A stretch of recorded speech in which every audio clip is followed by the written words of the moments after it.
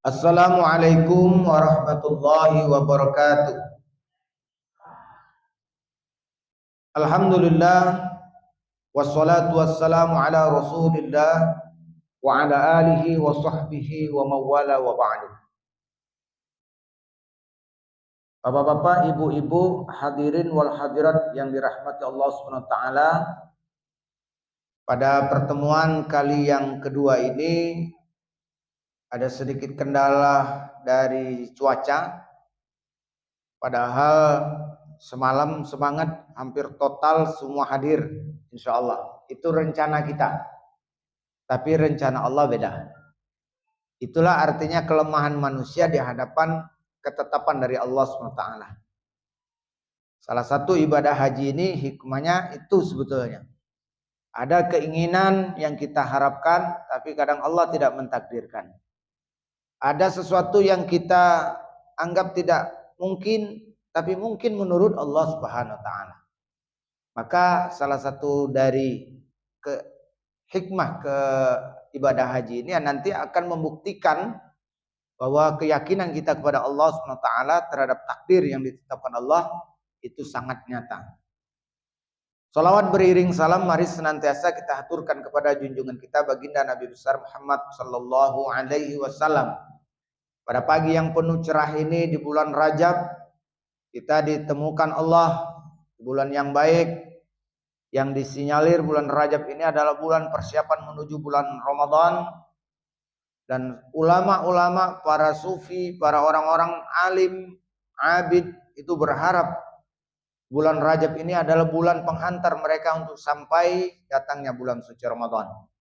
Maka doa yang sering dilantunkan itu adalah Allahumma barik lana fi Rajab wa Sya'ban wa ballighna Ramadan wa hassilna maqasidana. Artinya, ya Allah berikan keberkahan kami di bulan Rajab dan Sya'ban, sampaikan kami di bulan Ramadan, dan sampaikan kami kepada apa yang kami harapkan. Wa hassil maqasidana. Jadi sampaikan atau kabulkan apa yang menjadi hajat keinginan kami. Amin Allahumma amin. Termasuk yang jelas hajat kita, keinginan kita, niat kita adalah untuk menunaikan ibadah haji ke tanah suci. Bapak-bapak, ibu-ibu, jamaah yang dirahmati Allah Subhanahu wa taala, sebagai informasi bahwa alhamdulillah untuk pembimbing cahaya kebaikan itu sudah positif insyaallah berangkat berdasarkan porsi dari PHD. Jadi pendamping haji daerah. Karena kemarin Bapak Bupati sudah menyampaikan bahwa kepastian itu sudah diberikan kepada Ibu Dr. Anda Mas Suryati sebagai pendamping ibadah haji tahun ini dari putusan daerah. Jadi otomatis kalau dia utusan daerah Kabupaten Ogan Ilir, otomatis dia membimbing jamaah Kabupaten Ogan Ilir. Yang kedua, beliau seorang perempuan. Maka jamaah kita mayoritas perempuan. Banyak perempuan. Jadi lebih dekat ke ibu-ibu. Sementara nanti yang dari kloter itu biasanya laki-laki. Jarang kloter itu perempuan. Jadi artinya dari sisi ini kita sudah dapat keuntungan bahwa kepastian itu sudah ada. Yang kedua, kemarin saya sudah hubungi Ustadz Abdi Pemi dan tinggal menunggu penempatan beliau. Karena beliau itu kemarin diutus dari Majelis Ulama Kabupaten Ogan Ilir yang mengutus untuk ikut tes dan alhamdulillah lulus.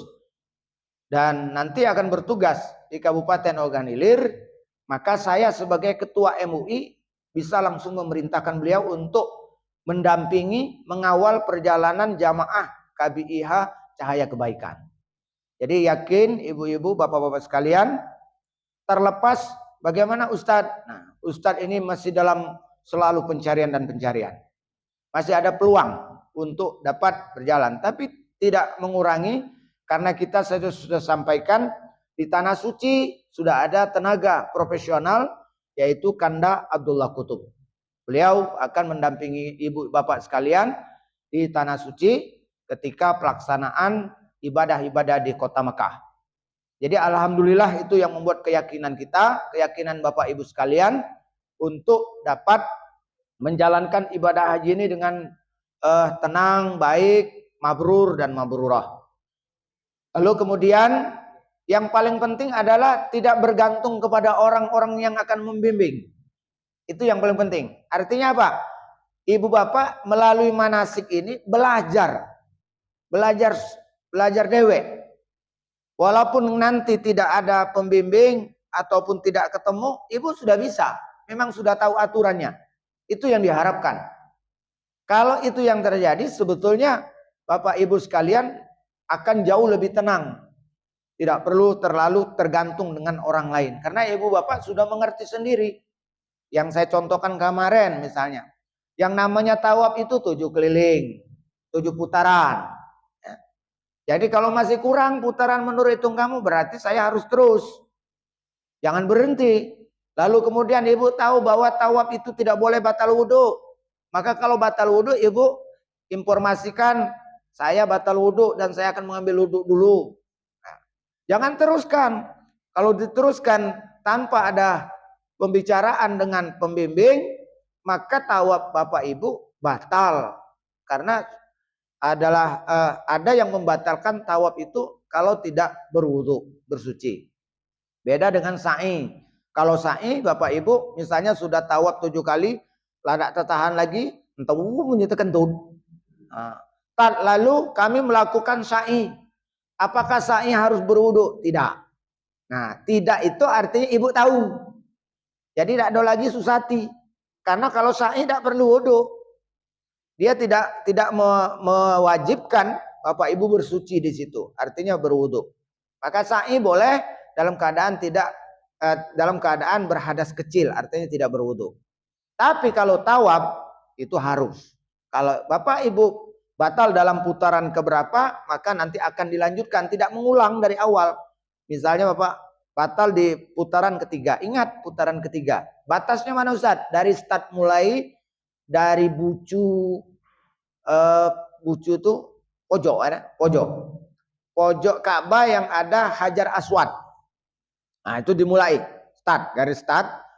Nanti kalau bapak ibu sudah sampai di situ, putarannya berarti itulah putaran 1, 2, 3. Nah, kalau seandainya belum sampai ke situ, yang keempat belum, berarti baru 3. Nanti nambahnya 4, 5, 6, 7. Itu mengilmui namanya.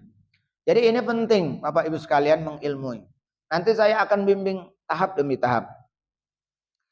Allahumma salli ala sayyidina Muhammadin tibbil qulubi wa dawaiha wa afiyatil abdani wa shifaiha wa nuril absari wa diyaiha wa ala alihi wa sahbihi wa sallim. Allahumma salli ala sayyidina Muhammadin tibbil qulubi wa dawaiha wa afiyatil abdani wa shifaiha wa nuril absari wa diyaiha wa ala alihi wa sahbihi wa sallim. Bapak Ibu, nanti yang seperti ini sholawat, itu dihafalkan juga. Karena banyak waktu yang nanti akan Bapak Ibu lewati dalam ibadah haji. Jadi kalau tidak kata hafalan sholawat Nabi, istighfar, itu akan terasa kosong dan tidak ada bermanfaat. Maka nanti itu juga dihafalkan untuk mengisi itu. Misalnya istighfar, astagfirullah, itu dibaca tuh nanti di Arafah misalnya kan. Selain dari kita membaca talbiyah, hal-hal ini akan mengisi kekosongan-kekosongan waktu di saat kita menunggu antara waktu sholat dan waktu sholat yang berikutnya. Karena pada dasarnya Bapak Ibu, ibadah haji itu adalah ibadah yang kita isi dalam rangka menunggu waktu sholat satu menuju waktu sholat kedua. Nah, aktivitas itu tidak ada lain. Karena selama Bapak Ibu di tanah suci tidak ada pekerjaan, semua tinggal. Tak kata lagi ceritanya sudah sembahyang subuh kamu nak nyiap kena nyadap, nak nyiap kena ke warung, tak kata lagi. Maka aktivitas itu akan dilakukan semua full ibadah. Alhamdulillah sedikit demi sedikit jamaah kita sudah mulai datang karena memang hujan masih terus. Dan juga sudah hadir juga saya lihat Pak Ajupen yang ngetop ini. Bapak Ibu hadirin yang dirahmati Allah SWT. Jadi insya Allah di pertemuan yang kedua ini Bapak Ibu sudah mantap hatinya. Jangan lagi ada kebimbangan dan keraguan. Niatkan kita ini ibadah. Niatkan kita ini ibadah. Apa maksudnya? Ingin menjadi orang baik. Jadi kalau ada orang yang tak baik, tak semecian berarti dengan niat kita. Kita ini kepengen jadi orang baik. Semua aktivitas kita inginnya baik. Pergi haji ini kan ibadah menuju kebaikan. Kalau diwarnai dengan praduga, prasangka, provokasi, fitnah, itu kan pekerjaan yang tidak baik. Kita berhindar kepada Allah Subhanahu wa taala. Mantapkan hati kita, niatkan hati kita untuk yang terbaik. Insya Allah cahaya kebaikan akan selalu menyinari ke arah kebaikan. Jadi Bapak Ibu itu karena masih banyak nih cerita-cerita tentang hal-hal yang sudah yakinkanlah. Yakinkanlah bahwa ini adalah jalan insya Allah yang terbaik. Dan mudah-mudahan kita berdoa dan berusaha bersama untuk menjalankan tugas kita masing-masing sebagai hamba Allah yang dipanggil untuk beribadah haji dalam keadaan maksimal apa yang bisa kita lakukan. Bapak Ibu yang dimuliakan Allah SWT, pada kesempatan ini kita akan membahas tentang keutamaan haji yang mabrur. Jadi memang saya pancing dulu agar supaya semangat belajarnya muncul. Jadi haji yang mabrur itu apa dia? Yang manfaat diberikan oleh Allah Subhanahu wa taala. Yang pertama, di situ disebutkan balasan surga. Bapak Ibu kalau sudah pergi haji dan hajinya mabrur, maka balasannya surga. Haji yang mabrur diterima dan tidak tercampur dengan maksiat. Balasannya adalah surga. Ini saya berikan ibaratnya hasil akhir, supaya nanti proses menuju hasil ini semangat kita kejar. Ibaratnya kalau kita usaha, kita ingin melakukan sesuatu, di ujungnya sudah ada harapan. Misalnya akan dapat emas 2 kilo. Ya pasti kita kan semangat nak ngejar nak dapat emas 2 kilo tadi. Maka saya dulukan ini. Nah, kalau haji ini adalah mabrur dan mabruro, itu yang diinginkan. Nanti baru proses menuju itu. Jadi apa yang akan dijanjikan Allah kepada orang yang pergi hajinya kualitasnya mabrur dan mabruro. Mabrur, mabruro itu dari kata birrun. Bir, barro, ya. Birrun itu artinya baik. Baik. Mabrur artinya orang yang diberikan kebaikan atau orang yang menjadi baik. Kalau dia lanang mabrur, kalau dia betina mabruro. Jadi orang yang sudah pergi haji itu adalah orang yang mampu memperbaiki diri atau diberikan kualitas oleh Allah mabrur, dia lebih baik dari sebelumnya. Jadi Bapak Ibu, apa yang pertama? Bebas, balasannya adalah surga. Kalau dia balasannya surga berarti tidak ada masuk api neraka. Baik, itu ceritanya. Kapan dia bebas dari surga, maka dia pasti tidak masuk api neraka.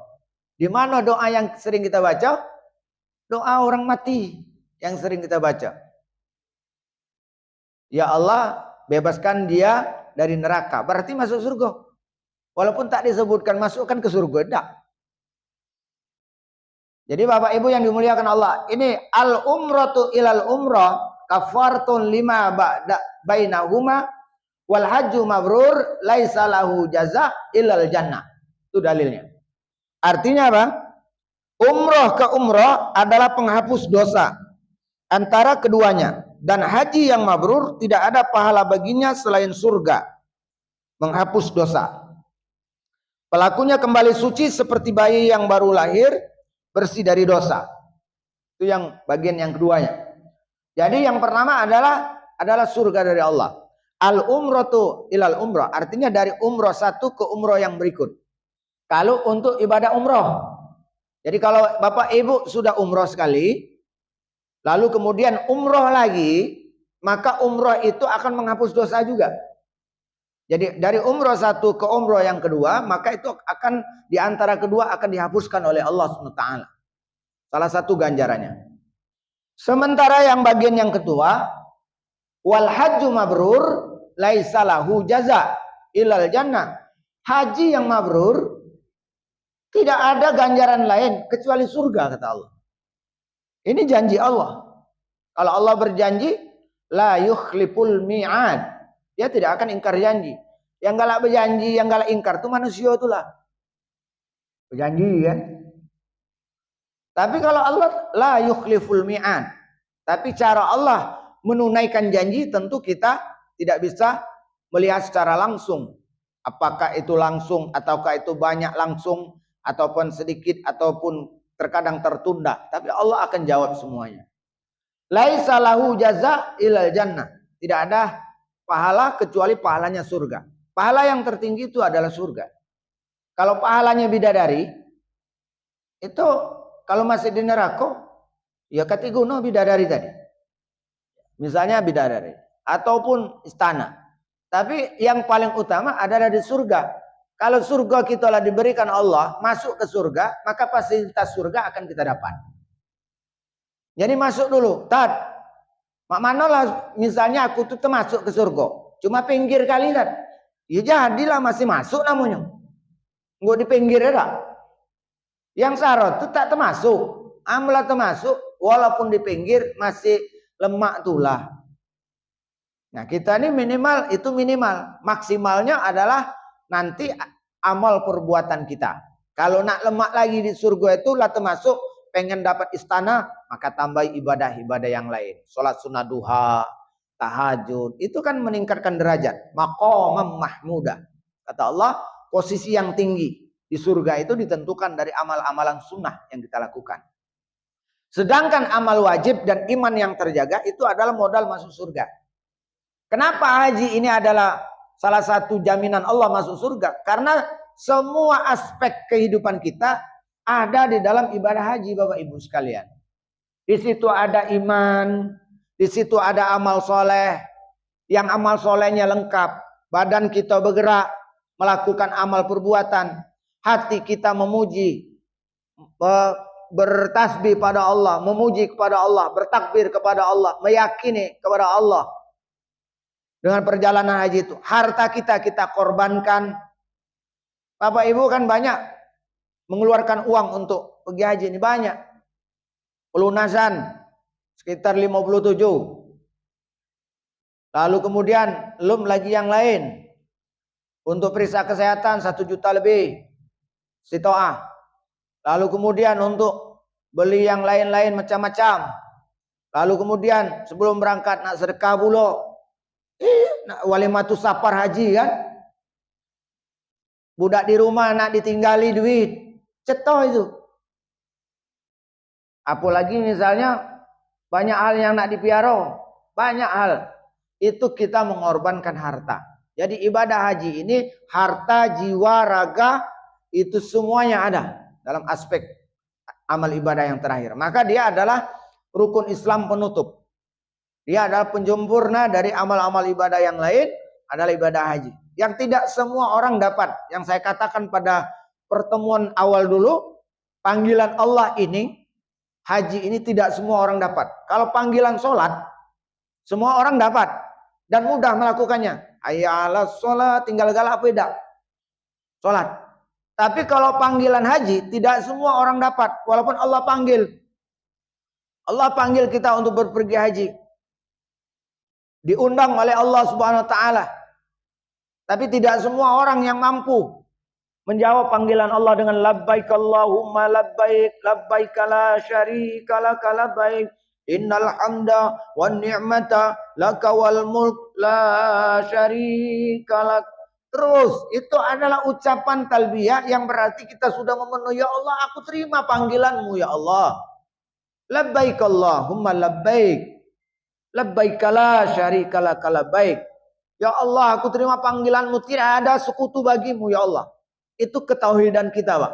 Saat itu kita serahkan semua keyakinan kita bahwa hanya Allah lah Tuhan kita yang maha segala-galanya. Innal hamda, sesungguhnya segala puji bagimu. Wan ni'mata laka wal mulk, segala kenikmatan hanya milikmu. Segala kekuasaan engkau yang miliki ya Allah. Kita serahkan semua pada saat kita ibadah haji. Yang kita tadi ngatokan di dusun kebunku ya Allah berhektar-hektar, banyak retoku, aku paling sugih Tanjung Batu. Saya serahkan ya Allah. Ternyata kecil ya Allah. Tidak ada harganya misalnya. Maka di situ kita akan menjadi orang yang tawadu, merasa bersyukur atas nikmat yang diberikan oleh Allah. Aku bersyukur ya Allah, aku engkau panggil dan bagian dari orang yang terpanggil dari engkau panggil. Karena tidak semua orang yang kau panggil mampu pergi ke sini ya Allah. Itu haji Pak, istimewanya. Jadi dia hamba pilihan Allah yang dipanggil oleh Allah, mampu melaksanakan. Nah kalau panggilan yang ketiga, ini kata pilihan. Panggilan apa? Ya ayatuhan nafsul mutmainnah irji'i ila rabbiki. Kata Allah, wahai jiwa yang tenang, kembalilah kepada Tuhanmu. Panggilan mati. Tak hati cerita. Segala orang nak mati. Nolak tak baca. Nulu tak baca. Mengakhirkan tak baca. Jadi hanya panggilan haji yang merupakan pilihan. Dan itu istimewa. Maka bersyukurlah Bapak Ibu diberikan kesempatan oleh Allah. Walaupun menunggu 13, 16, 20. Ya. Ada yang mungkin nunggunya sampailah 25 tahun. Ada yang nunggu-nunggu tak datang-datang, duduk lagunya menunggu. Cuma ada juga yang diberikan Allah kemuliaan. Ya tuh. Lah berangkat sekali, nak 2 kali. Lah 2 kali, nak 3 kali. Siapa haji upen? Tak bosan-bosan. Memang pergi haji itu, Pak, tidak membuat orang jero. Kapan orang pergi haji jero, berarti imannya tak benar. Kapan Bapak Ibu sudah pergi haji, aku jero nak pergi haji tak ada lagi, berarti tak beres iman itu. Kapan sudah pergi haji mulai, kapanlah, belum kaget seminggu belum sebulan, kapanlah aku nak pergi lagi nyatakan, Pak Rasul mah latihku, kapan depan Ka'bah ada. Nah itu berarti iman kita tuh semakin zada yazidu. Yazid, bertambah dan bertambah. Bapak Ibu yang dimuliakan Allah Subhanahu wa taala, kecintaan kepada tanah suci yang merupakan sejarah penting dalam kehidupan beragama kita. Ada kuburan Nabi di Madinah dengan Masjid Nabawinya. Ada Baitullah Ka'bah yang setiap hari kalau sholat tertulis di sejadah kita. Yang kita buktikan, oh ternyata Ka'bah ini besarnya tak jauh besar dari Masjid Baitur Rahman inilah. Hakikatnya sudah kita yakini. Tapi keyakinan itu tidak lagi menjadi hanya hakul yakin. Sudah disertai dengan ainul yakin. Lah terlihat nian dengan mata kepala kunian. Kalau selama ini hanya ku yakini dalam hati. Aku menghadap sholat ke kiblat. Tapi kiblat itu adalah Ka'bah. Tak pernah ku terlihat langsung. Saat pergi haji, ku tatap langsung di depan. Ada Ka'bah di depan. Yang selama ini cuma di sejadah. Nah ini pembuktian keyakinan dalam beragama. Nah jadi Bapak Ibu yang dimuliakan Allah SWT itu satu. Kata Allah, siapa yang dapat haji mabrur dan mabrurah, laisa lahu jaza ilal jannah. Tidak ada ganjaran lain kecuali surga. Yang kedua, surga. Nah, ini keduanya, menghapus dosa. Ya, menghapus dosa. Orang yang haji mabrur dan mabrurah itu dihapus oleh Allah dosa. Apa beda dihapus dengan diampunkan? Jadi Bapak Ibu, kalau kalimat untuk orang haji ini dihapus, Pak. Jadi ada dua kata yang disebut di dalam Al-Quran, ada al-afwu, ada al-ghafaru. Al-ghafar itu ampunan. Al-afwu adalah ampunan. Kalau Allah mengatakan misalnya dalam bentuk al-ghafur, maka ampunan itu adalah Allah ampuni dalam bentuk menutup perbuatan jahat dengan perbuatan baik. Akhirnya tertutup. Misal, dulu tak galak semayang. Lah usia tambah, ada kesadaran, akhirnya galak semayang. Nah, karena lah galak semayang, yang tak galak semayang tadi catatannya mulai kabur-kabur. Ditutup dengan catatan yang terang, galak semayang. Hilang akhirnya catatan itu tertutup oleh perbuatan baik kita. Itu namanya al-ghafur. Tapi bekasnya masih, Pak. Bekasnya. Ceplaannya masih. Itu ghafur. Nah, kalau al-afwu itu dalam ilmu tafsir, al-afwu itu adalah dosa yang diampunkan Allah memang dihilangkan kalau bekasnya tidak ganti lagi. Maka itu di dalam bulan suci Ramadan, aku tidak tahu kalau di tempat lain. Kalau di Sakatiga dan sekitar ada dua lapas yang dipakai. Watub wazaki wa'ufir zambamai dengan wa'fu ammai. Ada dua kata yang berbeda. Ketika di awal yang digunakan watub wazaki wa'ufir zambamai yakulu amin amin amin. Nah, itulah dosa kecil yang dihapuskan oleh Allah dengan perbuatan baik kita. Tapi berbekas masih ada. Tulisan itu bekatnya masih ada. Tapi ketika kita minta kepada Allah, watub wazaki wa'fu ammai yakulu amin amin amin, maka itulah dosa yang tadi catatannya tadi buka buku baru, kata Allah, dah lepas ini yang lama, tutup, tak naruh lagi kamu catatan itu, pokoknya buka baru yang bagus galau. Nah, itu yang diberikan untuk ibadah haji. Maka janji Allah itu apa yang diajarkan dalam ibadah Ramadan. Ketika Aisyah bertanya kepada Rasulullah, ya Rasulullah, andaikan malam ini malam Lailatul Qadar, apa yang nak kupinta? Lamun kita, ceto lamun ya Allah, sogikan lagu. Itulah kita, kan? Nah, Aisyah bertanya kepada Nabi, apunian yang nak dipinta? Kalau kebetulan malam ini Lailatul Qadar, artinya apa? Malam Lailatul Qadar tuh doa itu langsung diijabah oleh Allah di tahun itulah. Maka yang nak kupinta apa? Kalau orang luar, orang biasa pasti nak minta soge, yang belum laki nak minta laki, yang belum berbini nak minta bini. Itu biasanya. Tapi ternyata apa jawaban Rasulullah? Ya Aisyah, kalaupun malam ini malam Lailatul Qadar, kau minta ampunlah kepada Allah. Maka diajarkan oleh Nabi doanya, Allahumma innaka afun karimun tuhibbul afwa fa'fu anni. Kalau dewek, kalau banyak fu'anna. Allahumma innaka afun, karim itu sebetulnya tambahan. Kalau redaksi hadisnya Allahumma innaka afun tuhibbul afwa fa'fu anna. Itu redaksi sebenarnya. Nah, saya katakan tadi, kenapa menggunakan kata afun bukan ghafara? Karena afun itu Bapak Ibu menghapus semua. Jadi Bapak Ibu yang punya dosa masa lalu, yang lagi mudanya nakal, yang masih mudanya tadi catatan-catatan dosa banyak, lalu bertaubat, pergi haji. Ini istimewanya orang pergi haji. Allah akan hapuskan. Kalau dapat haji mabrur dan mabrurah. Haji mabrur itu mulai dari luar ke dalam, Bu. Cirinya tuh. Tak ada bagus di luar baik. Ngomong bagusnya cuma hatinya berkarut. Tak ada. Haji mabrur itu dari luar ke dalam sama dia. Kalau yang tak sama itu munafik namanya. Luan kita cak pakannya, cak bagusnya, cuma belakang kita nyakat. Jadi itu tak mabrur. Jadi ini gambarannya Bapak Ibu yang dirahmati Allah Subhanahu wa taala. Yang ketiga, mengikis kefakiran. Haji dapat menghilangkan kemiskinan dan dosa. Uji otak kita, pikir kita, gara-gara pergi haji duitku habis. Tidak Pak. Jangan salah. Ini janji Allah. Mengikis kefakiran dan menghilangkan kemiskinan dan dosa. Jadi jangan dikira bahwa pergi haji duit yang kita keluarkan itu akan hilang begitu saja. Sekarang bagaimana meyakininya? Ar-Razzaq itu adalah Allah, sang pemberi rezeki. Kalau yang tukang nganjuk rezeki nyuruh kita ngeluarkan, dia pasti akan ganti. Misal, aku nih bos. Jago, nah kau belanja. Belanjalah pakai duitmu dulu. Pasti ku ganti. Karena aku nih bos.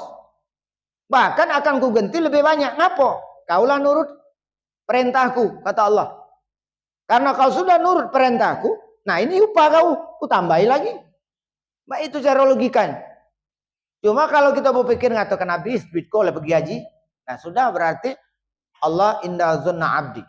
Allah itu akan sama dengan persangkaan hambanya. Kalau hambanya menyangka Allah itu pelit, ya sudah. Berarti tidak dapat tambahan. Itulah dalam keyakinan dalam hidup. Jadi kalau Bapak Ibu ngumpulkan duit, nah dari setetes getah, tes, kumpulkan. Nah terkumpul pergi haji. Insya Allah akan Allah kucurkan tetesan itu menjadi deras turunnya. Nah deras turun. Tapi getah, bukan haji. Kalau haji tak cak dijual. Kecuali di Mekah. Jadi Bapak Ibu yang dirahmati Allah, itu akan ada. Atau walaupun secara kualitas, secara kuantitas, jumlah, tetap, tapi keberkahan yang diberikan Allah. Hidup kita tenang. Memang harta kita tak banyak, cuma tak mau beningkan kepala. Mana Ustaz? Kalau kita hidup tenang, anak kita yang kita berikan makan dari harta kita tadi, jadi anak yang soleh, solehah, tak meningkan kepala. Nak narkoba tak ada, nak main slot tak ada, sehingga kita tenang dengan anak kita. Punya laki, itulah laki kau taatnya kepada Allah. Tak ada kita nak berisau. Kapan dia yang punya rezeki, punya laki belaga, tapi Allah tidak memberikan menjaga dia, nyakitkan hati. Segala biduan disawer duit habis. Kapan kita nak minta urung, tak dinjuknya, misal. Dia tak tahu.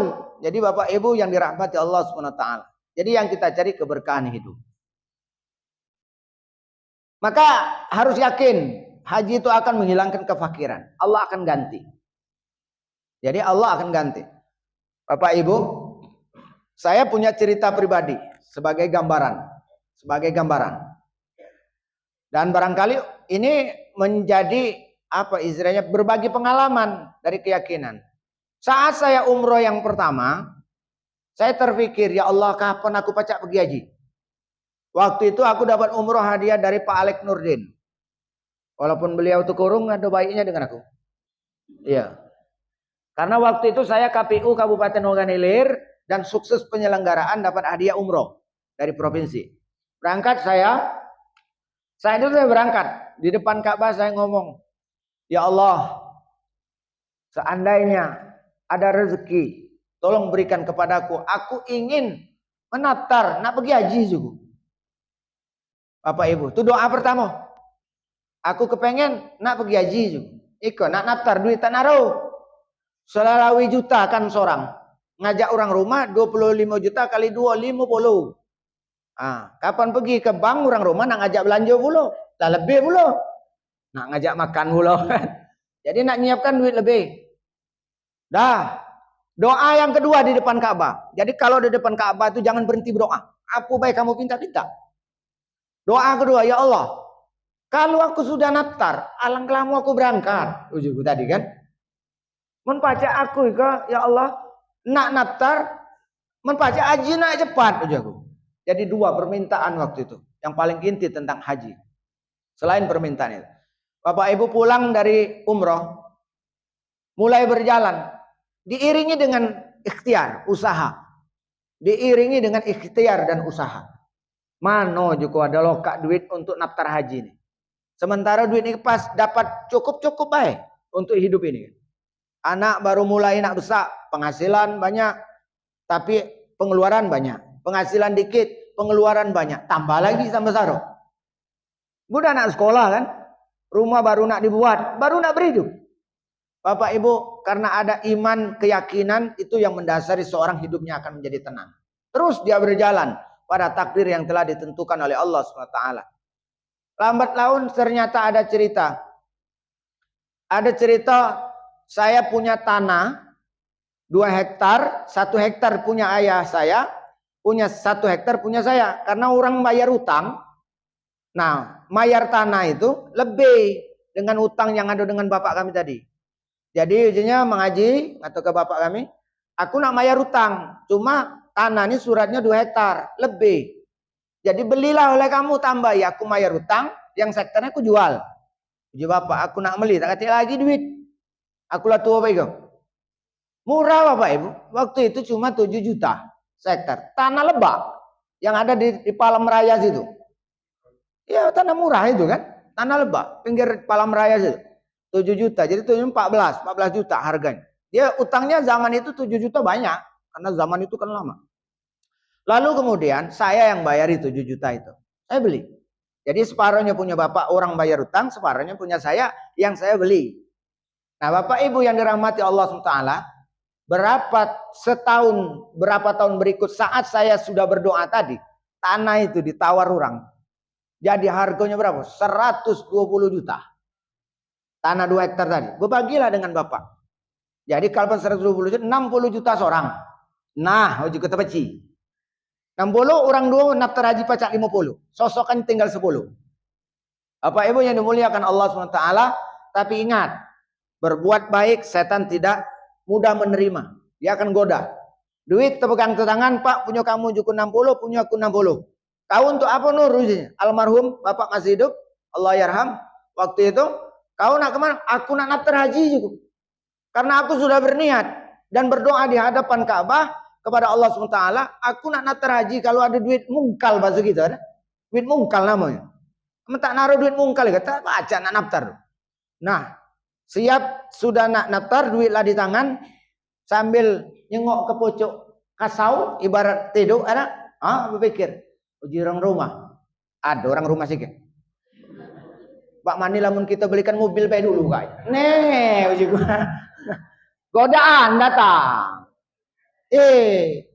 Godaan datang. Godaan datang. Jadi berbuat baik itu harus cepat disegerakan. Jangan ditunda-tunda. Karena godaan itu akan datang. Ujuku jangan. Karena aku sudah ada niat. Kalau ada rezeki yang diberikan Allah, duitnya mungkal cukup, naftar haji. Maka Bapak Ibu tetap pada garis itu, daftar haji. Lagi cukup mencari masalah mobil, daftar haji. Haji terdaftar, rezeki lain datang.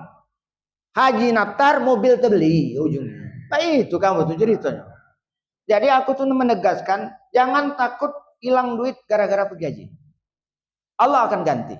Semua itu akan mudah bagi Allah. Dia sang pemberi rezeki, dia yang ngatur rezeki. Kalau dia sudah akan ngenjuk, tak kata rekinan Pak. Allah tuh ngenjuk kata rekinan. Dia akan berikan mayyasha. Dia akan berikan kepada dia yang suka. Siapa? Hamba-hamba Allah yang patuh kepadanya. Diberikan oleh Allah. Bighairi hisab. Tak kata hitungan. Bahasa tubuh, bahasa kita, tak kata rekinan. Kalau Allah nak ngenjuk. Yang banyak rekinan itu manusia. Selalu banyak rekinan. Nah, ngatakan kalau kenjuk sekian. Kalau Allah tidak ada rekinan. Tak merikin lagi. Berapa diberikan oleh Allah kalau dia suka. Maka Bapak Ibu ini yang ketiga. Kemudian yang keempat dalam dalil ini yang artinya diiringi antara ibadah haji dan umroh karena keduanya meniadakan dosa dan kepakiran. Sebagaimana alat peniup api menghilangkan kotoran, karat, besi, emas dan perak dan tidak ada balasan bagi haji mabrur melainkan surga. Jadi ibaratnya kalau kita pergi haji itu pecah besi dipanaskan. Setelah meleleh ditutus, kerak-kerak tadi akan hilang. Itulah yang terjadi. Jadi proses haji itu akan menghilangkan dosa-dosa kita yang pernah kita lakukan masa lalu dan hilangnya itu dalam bentuk dihapus oleh Allah Subhanahu wa taala. Ibu bapak yang dimuliakan Allah Subhanahu wa taala. Nah, yang berikutnya apa Ustaz? Orang yang pergi haji itu doanya mustajab. Jamaah haji adalah tamu Allah. Doanya dikabulkan Allah. Dasarnya apa? Hadis Ibnu Umar. Artinya orang yang berperang di jalan Allah dan orang yang menunaikan haji dan umrah adalah delegasi Allah, utusan Allah. Ketika Allah menyuruh mereka, maka mereka memenuhi panggilannya, dan ketika mereka meminta kepadanya, maka Allah mengabulkan permintaan mereka. Ini janji Allah. Karena Bapak Ibu sudah mengabulkan permintaan Allah untuk pergi haji, puji Allah, apa yang nak kamu minta, aku kabulkan. Kalau bahasa kerennya take and give, meminta dan diberi. Kalau kita minta galak, ngenjuk tanda, siapa galak berkawan dengan kita? Tuhan lagi tanda. Sehingga lemak di diri tak lemak di hurang padan tuh kan. Minta galak ngenjuk tanda. Nah, kata Allah dalam hadis ini, kalau kamu galak memenuhi panggilanku, artinya permintaanku dipenuhi, permintaan kamu nak minta kunjuk ulo kamu. Itu yang disebut dikabulkan. Diijabah oleh Allah. Semua permintaan itu. Jadi Bapak Ibu hadirin yang dirahmati Allah SWT, ketika perjalanan haji ini tidak ada tempat-tempat yang istimewa kecuali dilakukan dalam ibadah-ibadah haji dan umroh. Jadi ada waktu yang mustajab di situ, ada tempat yang mustajab, ada keadaan yang mustajab. Jadi doa itu ada 3 faktor. 1, keadaan yang mustajab, orangnya yang berdoa. Orangnya yang berdoa. Yang kedua, dalam keadaan mustajab, berada di tempat yang mustajab. Yang ketiga, waktunya mustajab. Itu ada semua di ibadah haji. Sekarang, orang yang memanjatkannya mustajab. Karena apa? Karena orang itu berangkat haji karena panggilan Allah. Dalam keadaan suci dia. Dalam jihad kepada Allah. Ini tadi. Orang yang berjihad di jalan Allah. Ini kita jihad ini. Maka orang itu adalah mujtahid. Orang yang berjihad di jalan Allah. Itu menjadi orang yang bersih hatinya. Maka dikabulkan oleh Allah. Lalu yang kedua. Kita berada pada tempat yang mustajab. Di Madinah ada raudhah. Mustajab tempatnya. Semua pinta kita lakukan baina baiti wa mimbari, kata Rasulullah. Di antara rumahku dan mimbarku. Ini mimbar Nabi, situ rumah Nabi. Nah, di sebelah kiri Masjid Nabawi, karpetnya karpet hijau, maka itu disebut dengan raudhah. Raudhah itu taman. Maksudnya apa? Taman dari tamannya surga. Kalau berdoa situ pecah-pecahnya kita tuh berada di taman surga. Artinya doa kita langsung diijabah oleh Allah Subhanahu wa taala. Itu tempat. Di Mekah, Bapak Ibu ada tempat mustajab. 1, di Masjidil Haram. Di depan Ka'bah itu tempat mustajab. Lebih tepatnya lagi di depan Ka'bah itu adalah di Multazam. Mana Ustaz Multazam itu? Ada pintu Ka'bah, lalu kemudian ada Hajar Aswad sebelah kirinya, di bucunya. Nah, kira-kira, nah kalau itu Ka'bah lingkaran. Di situ ada Hajar Aswad di bucu sini. Nah, pintunya di situ. Di antara pintu itu dan Hajar Aswad itulah yang disebut Multazam. Itu tempat mustajab. Lalu kemudian di mana lagi? Di Padang Arafah. Itu tempat mustajab. Di mana Padang Arafah? Di bukit, di gunung, apa? Di Jamal Rahmah. Ragu-ragu. Jabal Rahmah. Cuma doa di Jabal Rahmah ini agak istimewa, agak khusus dia. Mustajab. Mustajab untuk 1, minta jodoh. Jadi Ustadz Andi, aku tunjukkan di situ tempat mustajab minta jodoh tuh. Di Jabal Rahmah. Jabal Rahmah itu di dalam Arafah. Jadi di Arafah itu ada jabal namanya Jabal Rahmah, bukit. Uji orang Arab gunung. Jadi di Arab itu nak bukit uji kita, nak gunung uji kita, pokoknya gunung enggak lah. Tanaruh bukit di situ. Sofa Marwah itu adalah gunung kecil, Bukit Sofa, Bukit Marwah. Tapi disebut gunung masih. Jabal. Ya masih disebut jabal. Jabal Rahmah, Sofa Marwah. Jabal Abi Kubais ya. Jadi Bapak Ibu itu salah satu kalau di padang Arafah. Nah, yang ketiga adalah doa mustajab itu dilakukan di waktu yang mustajab. Di waktu mustajab salah satu kalau umum adalah sepertiga malam. Jadi kalau Bapak Ibu sudah rajin sholat tahajud di Mekah, wah itu tambah hebat. Kualitasnya tambah hebat. Ibaratnya itu tambah kencang itu sinyalnya tambah kuat. Tak ada lagi yang pacak nahannya itu. Berdentum masuklah itu. Di tempat yang mustajab, orangnya sedang mustajab, bersih dari hati dan segala macam keduniaan. Lalu di waktu yang mustajab, maka itu tidak ada yang bisa menghalangi. Maka dijanjikan orang yang pergi haji itu dapat melakukan doa-doa yang mustajab di hadapan Allah Subhanahu wa taala. Hadirin yang dirahmati Allah Subhanahu wa taala. Lalu yang kemudian diampunkan dosa bagaikan bayi yang baru dilahirkan. Jadi orang yang pergi man hajja lillah azza wa jalla falam yarfus walam yafsuk raja'a kayaumi waladalhu ummuh. Barang siapa yang melakukan haji ikhlas karena Allah azza wa jalla tanpa berbuat keji dan kefasikan, maka ia kembali tanpa dosa bagaikan waktu ia dilahirkan oleh ibunya. Jadi Bapak Ibu kalau balik dari haji itu pecah baru lahir, kembali ke fitrah. Kalau mabrur dan mabruro balik dari haji itu dalam hadis lain 40 hari diiringi oleh malaikat. Diiringi malaikat. Maka orang kapan balik haji itu orang minta doa ke kita. Ji, tolong doakan aku. Kau kan baru balik haji. Kenapa? Karena masih dalam situasi dia dekat dengan Allah melalui malaikat-malaikat. Masih berkeliling malaikat di sekeliling dia. 40 hari.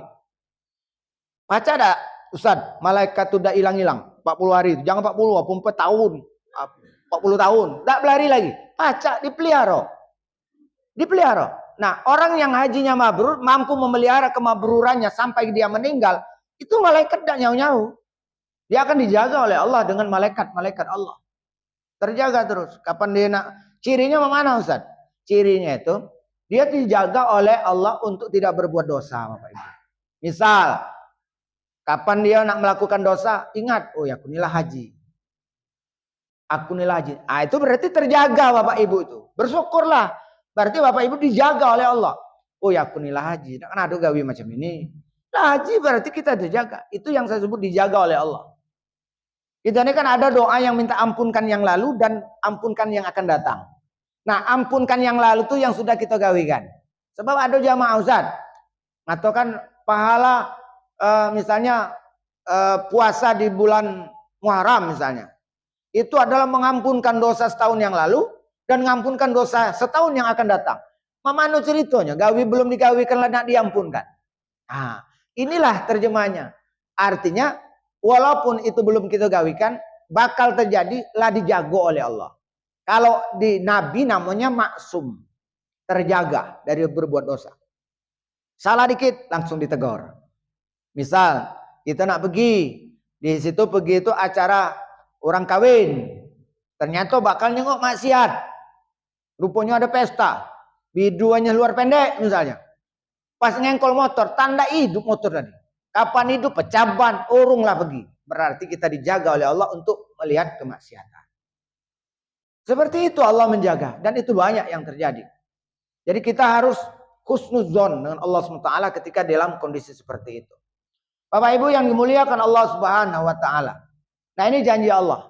Kayaumin waladanhu ummu. Seperti dia anak yang baru dilahirkan dari ibu. Fitrah, suci, tidak ada dosa. Maka orang yang pulang haji, lalu kemudian baru pulang haji, tak lama meninggal. Wah, itu anugerah, Pak. Anugerah. Anugerah yang diberikan Allah di akhir hayat. Karena dia dalam kondisi suci saat itu. Banyak. Saya waktu 2019 ada orang meranjat. Seminggu cuma. Dia minta ikhlas, minta maaf. Lah terima kasih nak, jadi kaulah nolong aku. Kau bimbing aku. Sampai aku merasa puas dengan ibadah haji ini. Sampai saya diangkat sebagai anak. Anak-anaknya sebagai dulur angkat saya. Dia merasa puas, terima kasih atas bantuan. Dengan segala keterbatasan. Tidak baca Bapak Ibu. Mulai dari berangkat.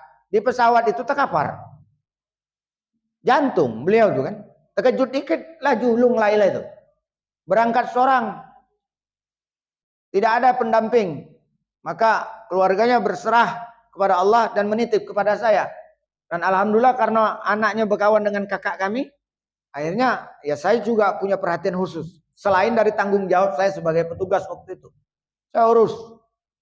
Seminggu pulang, dia selesaikan. Karena mohon maaf, ada sesuatu hal yang dia inginkan saat itu. Saya akhirnya terjawab setelah beliau meninggal. Karena ketidakmampuan, mau melontar Jumratul Aqobah, dia nitip. Ustaz, aku nitip dengan kamu. Aku tidak sanggup 3 kilo. Uji kamu nang ajak berjalan. 100 meter aku mengas. Jantungku tak kuat lagi. Apalagi kamu ajak lewat terowongan naik terus. Nah, lewat terowongan 1, terowongan 2. 3 kilo Ustaz. Ujiku tak, jangan kamu paksa. Kamu titip dengan aku. Untuk merontal Jumratul Aqobah. Dititip boleh. Balik bertanya, Ustaz. Orang melontar jumrah tuh. Melempar batu tuh. Nembak apa Ustaz? Lah ujiku nembak dinding. Dalam ajarannya nembak setan. Setan tuh cukup banyak. Ditembak. Dibuangkan. Termasuk setan yang dalam diri kita ini dibuangkan. Sano, lempar galau. Belis-belis yang dalam awak kita. Belis yang ngajak tanda semayang. Belis yang hatinya busuk tadi. Dibuang galau. Cuma juga hati-hati. Jangan sampai orang buangkan kamu ngambil belis. Orang balik mabrur. Kamu balik tambah tak endah haji. Tak baca belis orang dibawa balik. Orang dibuang galau di bekas itu. Nah jadi bapak ibu akhirnya dia terpikir. Bentuknya mana kan? Oh juga ada cak tugu lingkaran. Dinding. Peng. Kaki masuk situ. Batu kita melempar tuh. Campak lagi situ. Nanti kita akan belajar bu. Belajar bagaimana bentuk serupanya, ada videonya, saya akan ajarkan. Ini gambaran umum dulu, pertemuan kedua nih. Lalu kemudian ujinya, aku kepengen Tat, aku nak nyengok nian. Ujiku mau mana?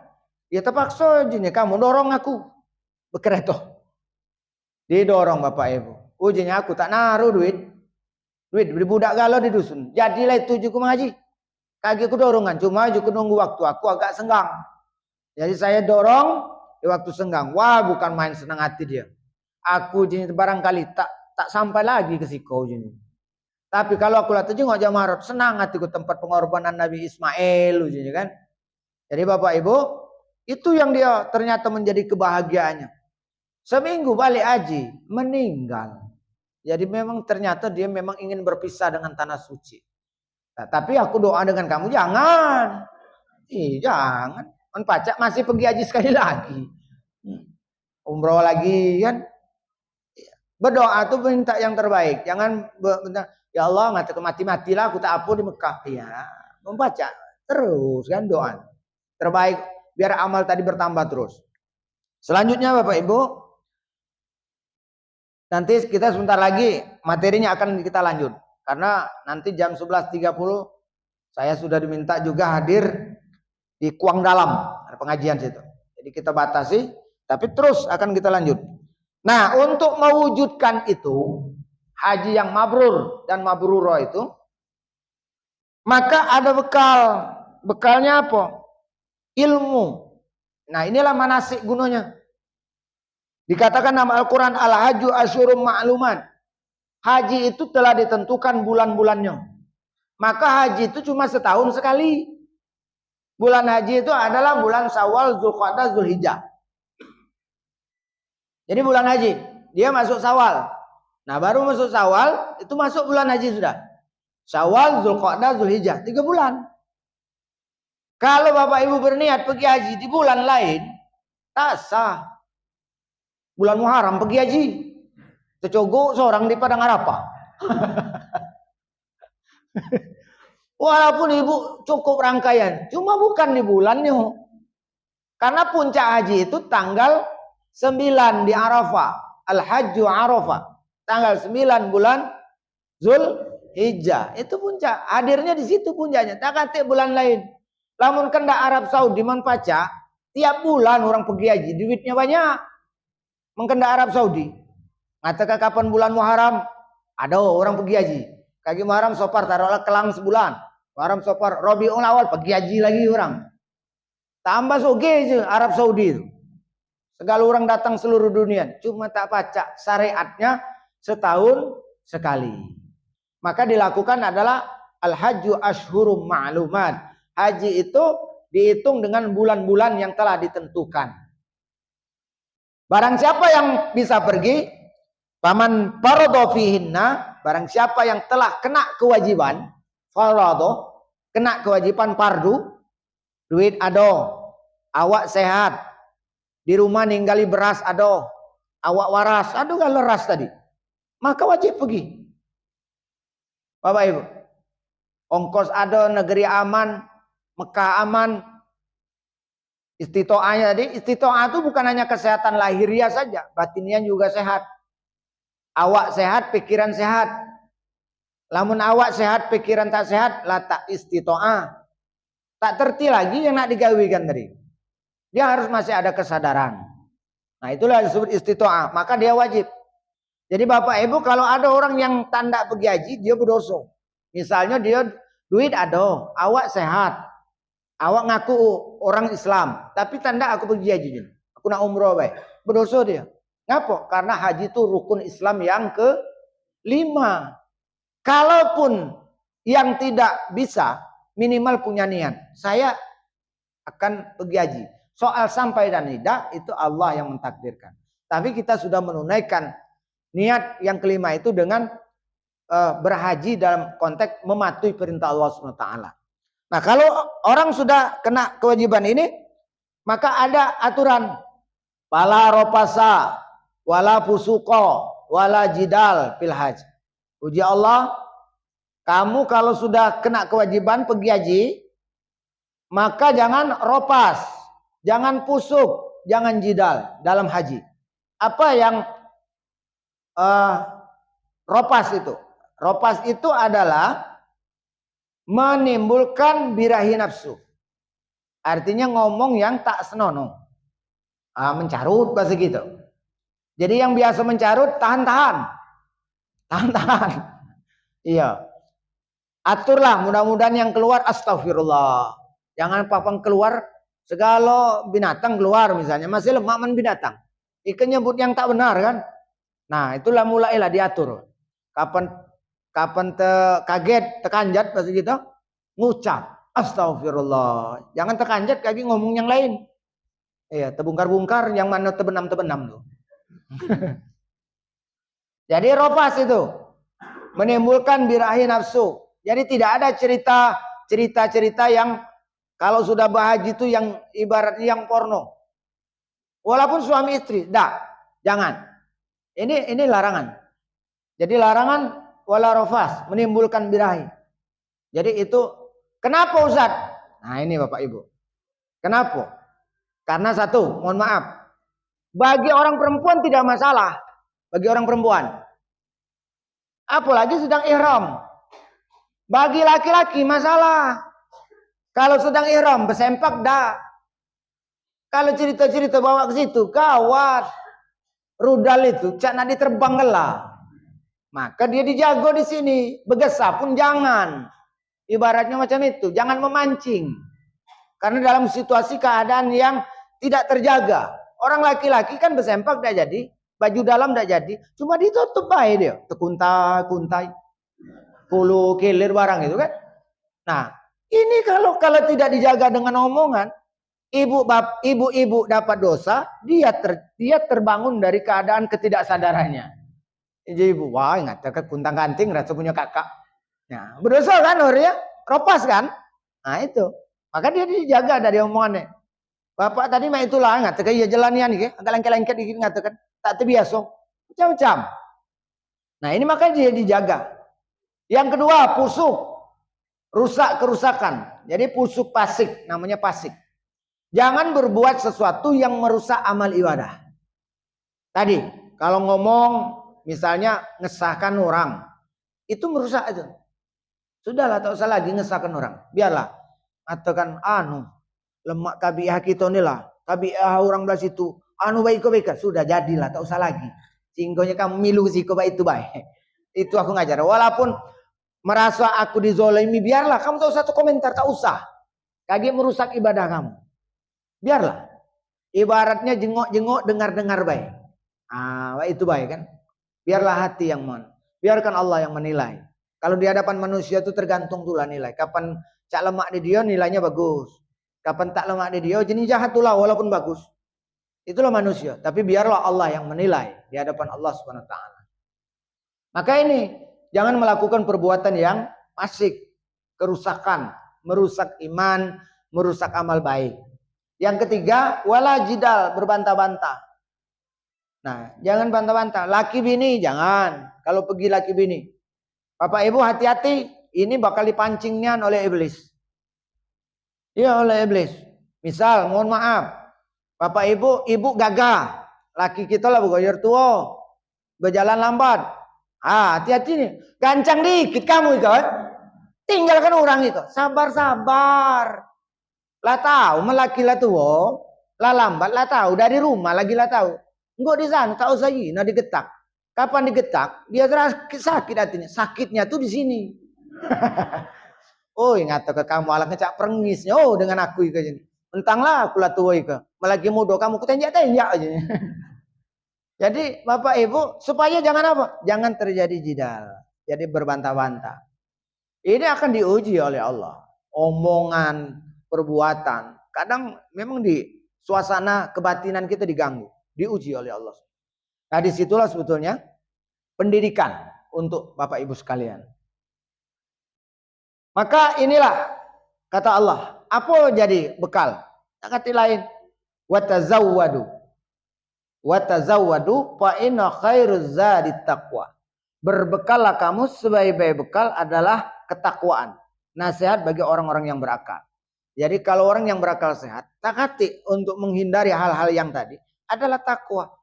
Atas izin Allah, atas kepatuhan kepada Allah Subhanahu wa taala. Jadi bekal pergi haji itu bukan duit. Bukan Bapak Ibu. Kalau selama mengatakan aku, banyak kamu mengatakan bekal kamu nak pergi haji. Yang mencak 20 ada mengatakan pacak beli ciri kuning pacak, tapsi kuning pacak katakan. Bukan itu. Bekal itu adalah ketakwaan. Kepatuhan kita kepada Allah Subhanahu wa taala agar mendapatkan mabrur dan mabrurah. Bapak Ibu yang dimuliakan Allah Subhanahu wa taala. Nah, kita tinggal satu ayat lagi yang mendasarkan wajib haji itu adalah ini surat Al-Imran ayat 97. A'udzubillahi minasyaitonirrajim. Walillahi 'alan nasi hajjul baiti man istata'a ilaihi sabila. Wa man kafara fa innallaha ghaniyun 'anil 'alamin. Kata Allah, mengerjakan haji itu adalah kewajiban manusia terhadap Allah. Yaitu orang-orang yang sanggup dalam memperjalaninya atau berjalan kepadanya untuk ke Baitullah. Barang siapa yang mengingkari terhadap haji, maka sesungguhnya Allah maha kaya dan di semesta ya, dan semesta alam. Ini ayat yang memerintahkan tadi yang saya sebut, bahwa ibadah haji itu wajib. Wajib berapa kali Ustaz? Wajibnya cuma 1 kali seumur hidup.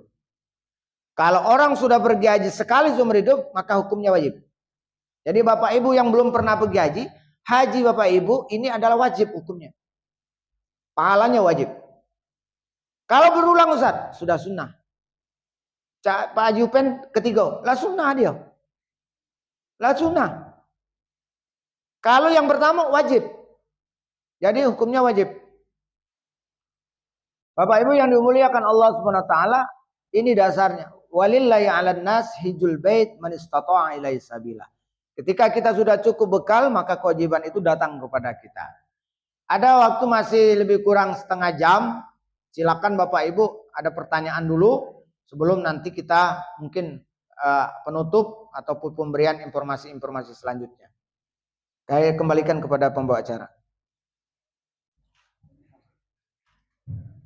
Jadi Bapak Ibu, terima kasih ada pertanyaan dari Pak siapa tadi Pak? Pak Sunario. Kalau orang sudah siap berhaji, istitoah misalnya sudah diusahakan. Intinya secara materi sudah siap. Secara fisik siap, tapi ternyata gagal berangkat, intinya macam itu. Gagal berangkat. Lalu kemudian kegagalan berangkat itu Kalau masih bisa berangkat waktu-waktu berikut, diharapkan berangkat. Tapi seandainya, seandainya tadi meninggal itu, tidak sempatlah berangkat tadi.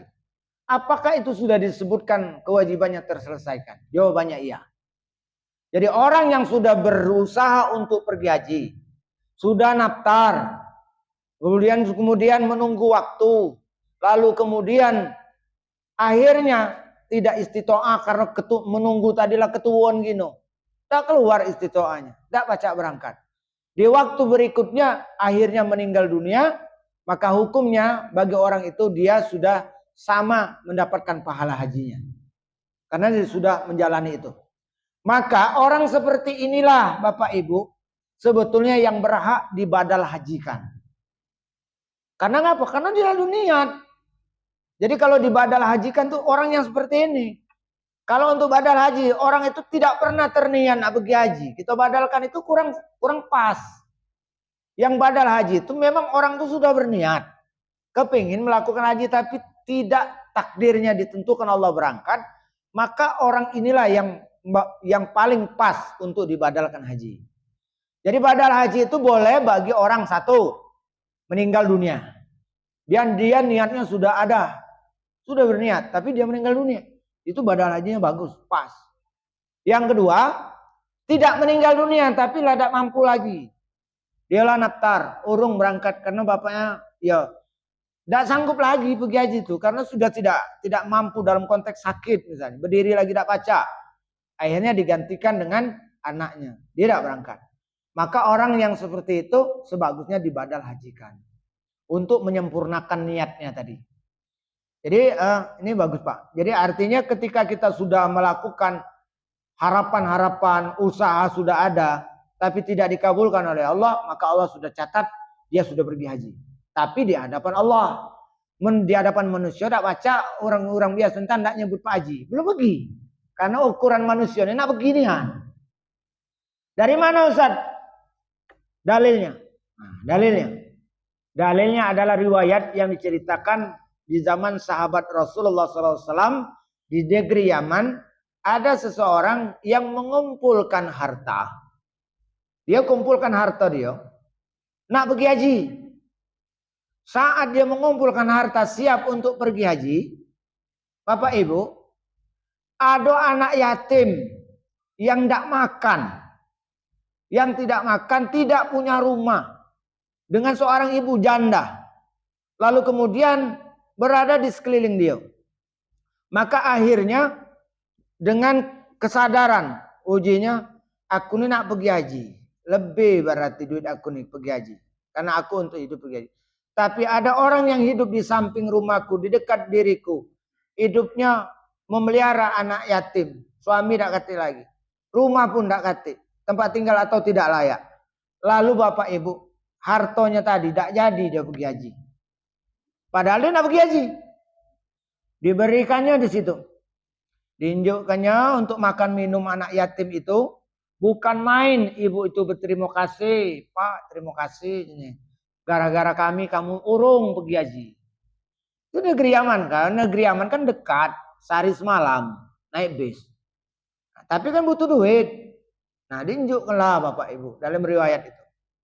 Maka Bapak Ibu. Setelah itu. Dia akhirnya menurut catatan tetangga tadi tidak pergi haji. Berjalanlah waktu haji.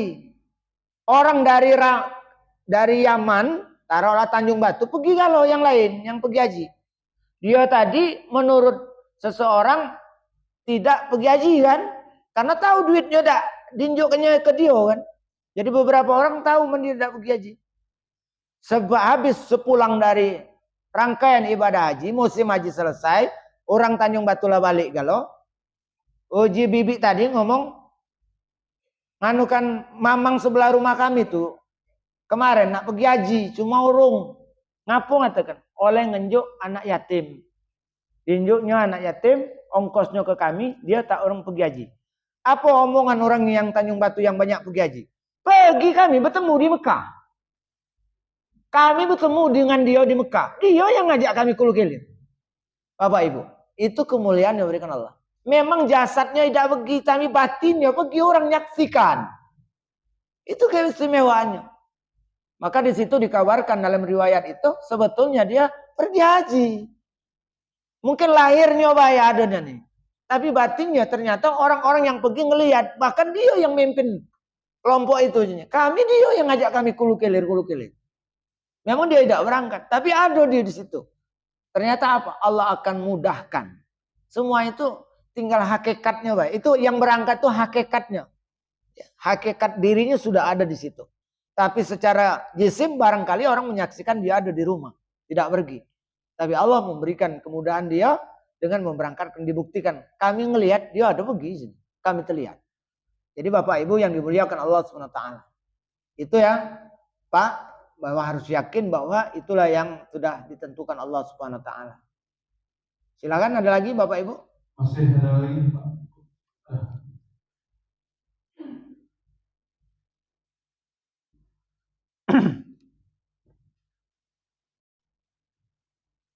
Assalamualaikum warahmatullahi wabarakatuh.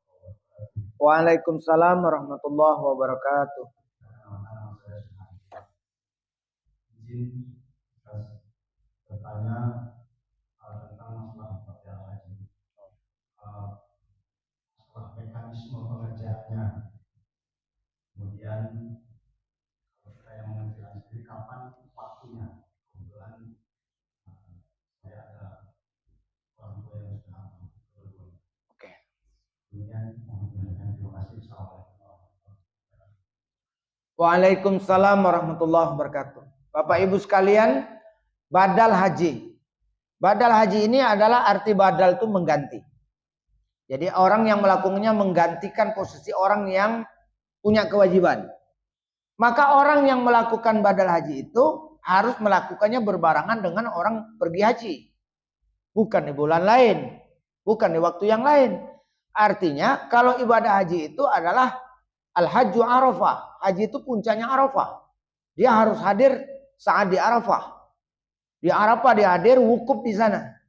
Mungkin setelah itu wukuf melakukan rangkaian Musdalifah, Mina, melontar, dan tahalul. Semua rangkaian dia lakukan. Itu mekanisme pelaksanaannya. Jadi orang yang membadalkan haji itu melakukan di waktu haji yang sah. Yang kedua, siapa orang yang bisa melakukan badal haji? Satu, orang itu sudah pergi haji. Kalau belum pergi haji, merangkap niat. Ya Allah, aku pergi haji untuk diriku dan pergi haji untuk membadalkan bapakku. Maka tidak diterima. Jadi yang nak membadalkan haji itu adalah orang yang sudah pergi haji. Dan niatnya untuk khusus membadalkan orang yang kita badalkan.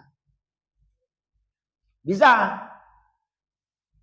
Contoh, dia mutawib ataupun pembimbing. Dia sudah pergi haji. Nah, dia bisa membadalkan. Itu yang bisa. Jadi dibadalkan haji kepada orang yang memenuhi syarat. Yang kedua ya tentu yang tahu bahwa tata caranya. Nah, yang ketiga, boleh Ustaz dibayar? Boleh.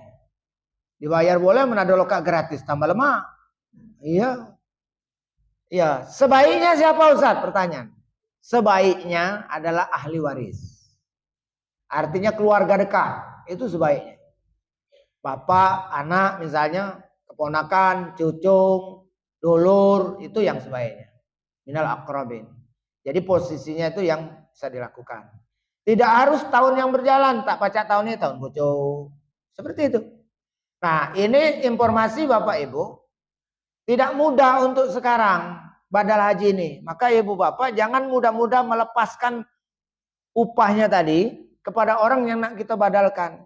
Karena apa? Karena tidak semua orang bisa masuk ke tanah suci dalam konteks berhaji. Sekarang, kalau tidak punya kartu nusuk, tak baca dia nak masuk Arafah itu. Kalau dulu, misalnya nitip ke saya berangkat haji. Itu misalnya lebih dari sikok. Kalau sikok barangkali aku yang ngawikannya. Tapi lebih dari sikok masih diterima dulu. Ngapo? Aku pacak minta tolong cak model orang Pak Kutub. Dia tinggal di Mekah. Nah, Kak Kutub tolong carikan orang yang di Mekah untuk membadalkan haji. Iko upahnya. Dulu Pak. Karena dulu pacak masuk langsung. Kapan musim haji pacak milu langsung. Datang langsung. Sekarang tidak bisa. Jadi ibaratnya Bapak Ibu melepaskan duit, minta badalkan haji, siapa dulu yang nak ngawikannya tuh? Ada tak ada orangnya tuh. Nah, itu yang jadi masalah. Uji kamu, Ustadz ada sertifikat pajak dibuat di Tanjung Batu, lagi pajak